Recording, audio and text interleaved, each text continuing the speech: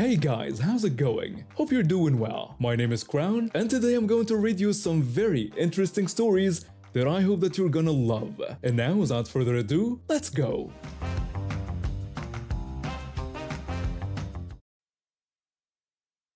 You know those days when you're just trying to get through your errands and the universe decides to throw a comedy sketch your way? Well, that's exactly what happened to me last weekend. I had promised my sister I'd watch her kids while she attended a job interview. She's been trying to get back into the workforce after taking a few years off to raise her little ones. So there I was, pushing a cart with my 4-year-old niece and 3-year-old nephew sitting in it, while their 7-year-old brother walked alongside us in Target. The kids had been amazing, honestly. We'd already hit up the park earlier, and I promised them we'd grab some art supplies before heading home. Being the stereotypical alternative aunt that I am, I was dressed in my usual all-black ensemble. Black pants, black shirt, my trusty docs that I've had forever, my favorite bat-themed jewelry, and my leather jacket. I was checking my phone for my sister's supply list when this tall guy, must have been around 6 feet, stopped right in front of my cart. He politely tried to get my attention, and I responded, wondering what he needed. He then pointed at a shirt hanging way up on the wall, indicating he wanted help getting it down. I apologetically explained that I wouldn't be able to get it down because it was way too high. The look he gave me, you'd think I'd just insulted his entire ancestry. He demanded that I explain myself further, his tone getting increasingly aggressive. I had to point out the obvious, that I was only 5'2" while he was at least 6 feet tall, and if he couldn't reach it himself, there was no way I could get it down. His face turned red, and with a sneer, he demanded that I get one of those poles used for reaching high items. At this point, my niece was watching this exchange like it was her favorite cartoon show, and I decided to match this guy's energy. I told him, rather bluntly, that he could find the pole himself or locate an actual Target employee to help him. That's when he dropped the bomb. He thought I worked there and insisted that I was an employee who needed to help him. I lost it. I started laughing so hard that my nephew, who had been quietly playing with his action figure, looked up in confusion. I genuinely thought I was being pranked. You know, one of those hidden camera shows where they mess with random people. Between fits of laughter, I suggested he might want to check the Target dress code, pointing out that I looked more like someone who walked straight out of Hot Topic in the 90s rather than a Target employee. He got even angrier, threatening to have me fired. I challenged him to find a manager, saying I'd love to see him try to explain how a gothic aunt, babysitting 3 kids while wearing bat earrings, was secretly a Target employee in disguise. My 7-year-old nephew, bless his heart, chose this moment to help out by announcing that I didn't work at Target at all, but instead made video games for a living. The man's face went through about 5 different emotions in 2 seconds flat, when an actual Target employee in their red shirt and khakis walked by right then. The guy's mouth opened and closed like a fish out of water. I couldn't resist pointing out the actual employee to him before we made our exit. I could hear him muttering under his breath as we walked away. By then, my niece was already asking about glitter pens, and honestly, that seemed like a much better use of our time than dealing with someone who couldn't tell the difference between a Target employee and a goth aunt on babysitting duty. We got those glitter pens, by the way, and some dinosaur stickers, because after dealing with that levels of ridiculousness, we all deserved a treat. My story began when I moved into my new house about 8 months ago. It was perfect. Quiet neighborhood, big yard for my German Shepherd, and generally friendly people around. Well, almost everyone was friendly, except for the nightmare living next door. From day one, Karen, as everyone in the neighborhood calls her, had it out for me and my dog. She kept complaining about how my beast was dangerous and shouldn't be allowed in the neighborhood. Mind you, my dog is the gentlest soul you'll ever meet. He's even certified as a therapy dog and visits hospitals regularly. Things started getting really ugly about 2 months ago. I began noticing my dog acting strange whenever I'd let him out in the yard. He'd come back inside looking scared, which was completely out of character for him. I couldn't figure out what was wrong until I installed security cameras in my backyard. What I saw made my blood boil. Karen's 3 adult sons were terrorizing my dog whenever they thought no one was watching. They'd throw rocks at him, spray him with water hoses, and even try to hit him with sticks through the fence. I immediately confronted them about their behavior. When I demanded to know what they were doing to my dog, the oldest son dismissively told me to mind my own business, claiming that my dog had been barking and disturbing them. I shot back that my dog barely barks, and even if he did, that wouldn't give them the right to abuse him. That's when Karen came storming out of her house. She started yelling at me for daring to speak to her boys that way and had the nerve to say my dog was a menace that should be put down. I called the police right there and showed them the security footage. They gave Karen and her sons a warning, but that only made things worse. The harassment continued, just more subtly. They'd blast music at night, throw trash in my yard, and make threatening gestures whenever they saw me. Last night, everything came to a head. I was driving to pick up my younger sister from the airport, and my older sister, who's a police officer, was with me. It was around 11 p.m. on a quiet road outside town when I noticed a car following us. My older sister pointed out that something wasn't right, noting that the car had been tailing us for the last 10 minutes. I recognized Karen's sons in the vehicle. Before I could say anything else, their car suddenly swerved in front of us, forcing me to slam on the brakes and nearly sending us into the woods. All 3 brothers jumped out carrying tire irons and baseball bats. My heart was racing, but my sister remained calm. She instructed me to call 911 right away. Then she got out of the car, drew her weapon, and identified herself as a police officer, ordering them to drop their weapons and get on the ground. The middle son mockingly responded that they weren't going to fall for that. Then the oldest son started charging toward us with his tire iron raised. That's when my sister fired a warning shot into his leg. He went down screaming and his brothers scrambled back to their car, leaving him behind like the cowards they were. The police and emergency medical services arrived within minutes. They arrested the injured brother on the spot and caught the other 2 at their house an hour later. Karen tried to press charges against my sister for shooting her innocent boy, but the dash cam in our car had recorded everything. All 3 brothers are now facing multiple charges: attempted assault with deadly weapons, stalking, animal cruelty, thanks to my security footage, and more. Karen had a complete meltdown at the courthouse during their arraignment, screaming about how we'd ruined her baby's lives. The judge wasn't impressed and added a restraining order against all of them. They're facing several years in prison, and Karen's been forced to put her house up for sale since she can't afford their legal fees. I heard she's moving in with her sister in another state. My dog can finally enjoy the backyard in peace, and the neighborhood is celebrating their departure.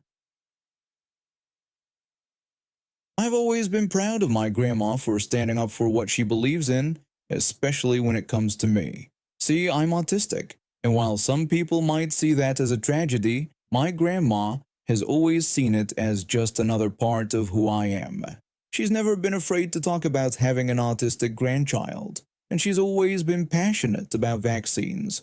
There's a really personal reason behind her dedication to vaccine advocacy. When she was young, she lost her brother to meningitis. He was only 7 years old when he died, and this happened years before there was a vaccine available.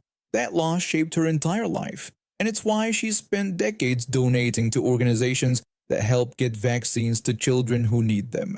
I wasn't there when this happened, but my mom told me the whole story, and it's become kind of legendary in our family. It was during a Saturday craft fair at our church where they were raising money for Doctors Without Borders. My grandma had helped organize it, and everything was going great until this one church member decided to stick her nose where it didn't belong. Karen, that's what we'll call her since she definitely earned the title, cornered my grandma between the baked goods table and the handmade quilts display. She started criticizing my grandma, saying she couldn't believe she was supporting this organization. When my grandma looked confused, Karen explained that she was talking about how they provide vaccines to children in developing countries. She had the nerve to say that after what happened to my grandma's granddaughter, meaning me, she would think my grandma would be against this. My grandma asked her what she meant about her granddaughter, though I think she already knew where this was going.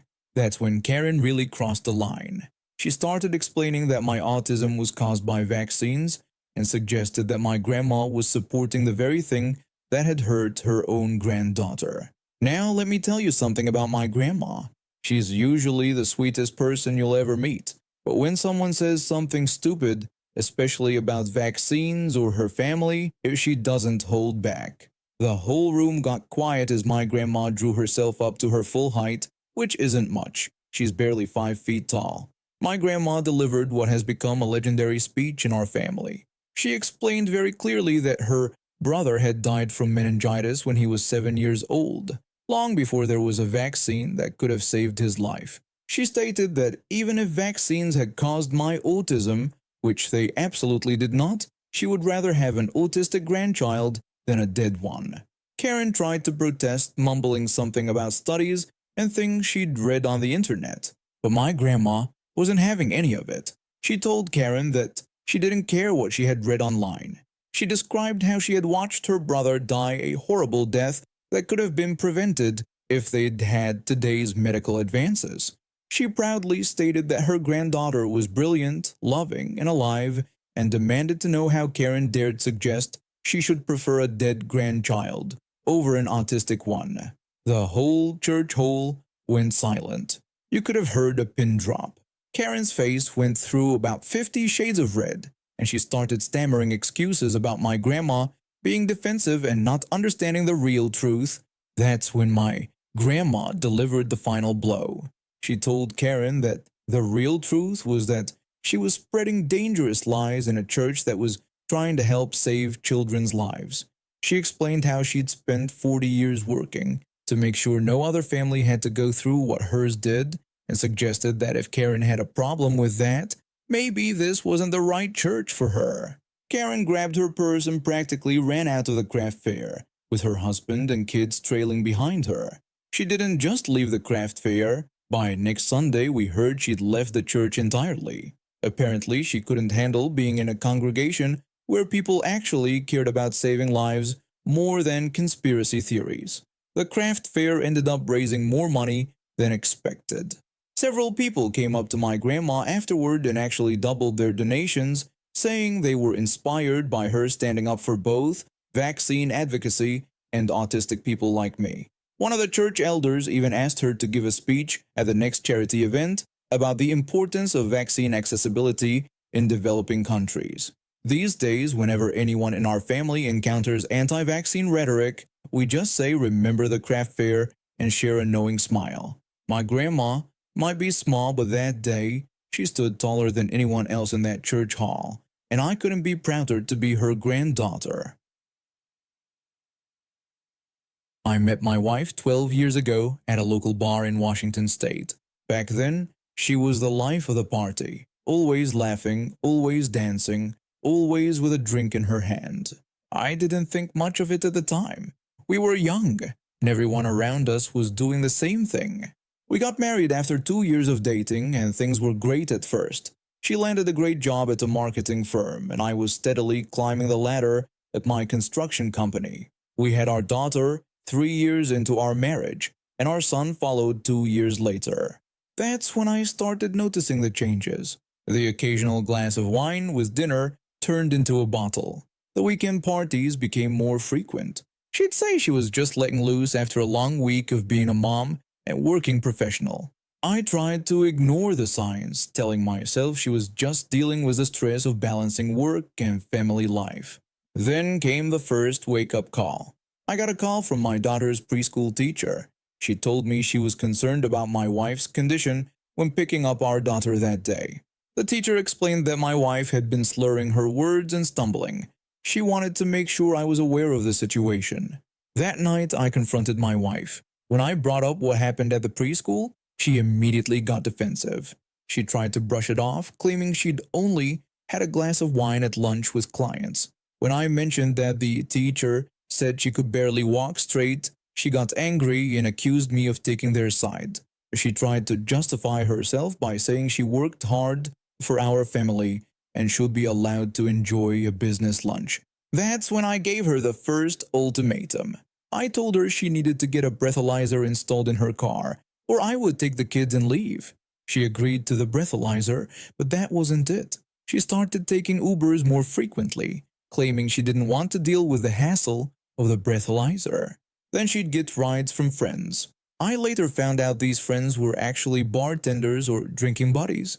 Things came to a head when she got into a minor fender bender while picking up groceries.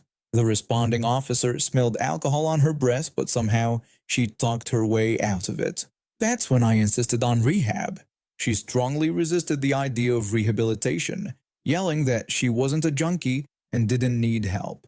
When I reminded her that she could lose everything if she didn't get help, including our kids, she finally agreed to go, though she made sure to add a spiteful comment about not acting superior when she returned. She spent 28 days at the rehabilitation facility. The counselors there told me she was making progress, that she was finally acknowledging her addiction. I wanted to believe them. I really did. 5 days after she got out, it happened. She took my truck, the one without the breathalyzer, to go shopping with our daughter. 3 hours later, I got a call from the police station. The officer told me that they had my wife in custody after pulling her over for erratic driving with our daughter in the vehicle. He explained that she had refused the field breathalyzer, but her blood alcohol level at the station was 0.24, 3 times the legal limit. When I asked about my daughter, he assured me she was safe and that an officer was bringing her home. My daughter came home crying. She told me between sobs that mommy was driving funny, missing turns, and yelling at other cars. That was it. The final straw. While my wife sat in her jail cell waiting to see the judge, I sprang into action. I called my lawyer first thing in the morning. When I asked what I needed to do to get full custody of my kids, he explained that I had a strong case given the circumstances. Driving under the influence with a minor in the vehicle, the high blood alcohol level, and her history of alcohol abuse. He promised to file for an emergency custody order first thing Monday morning. I didn't stop there. I froze all our joint credit cards, documented everything from the past few years, the preschool incident, the fender bender, text messages where she admitted to drinking, the rehab stay, and now this. I even reached out to her drinking buddies who, faced with potential legal involvement, quickly provided statements about her regular drinking habits. When she finally faced the judge, she tried to play the victim. She pleaded about struggling with personal issues and asking for another chance. The judge wasn't sympathetic, telling her that this wasn't about chances anymore but about responsibility and consequences, especially since she had put her child's life at risk. She was sentenced to 6 months in jail with mandatory addiction treatment, lost her driver's license for 3 years, and I was granted full custody of our children with her having only supervised visitation rights after completing her sentence and showing consistent sobriety. The last time I saw her was at the final custody hearing. She looked different, smaller somehow, without the false confidence that alcohol had given her for so many years. She quietly told me she never meant for any of this to happen. I simply replied that I knew that, but it did happen, and our children's safety had to come first. As I write this, my kids are asleep in their beds, safe and sound. My daughter is in therapy, working through the trauma of that car ride. My son, too young to fully understand what happened, still asks about his mom sometimes. I tell him she's getting the help she needs. The house is quieter now, but it's a peaceful kind of quiet. No more walking on eggshells, no more covering up for someone else's mistakes, no more sleepless nights wondering if today will be the day something terrible happens. And now we have reached the end of today's stories. Thank you for watching, and see you next time.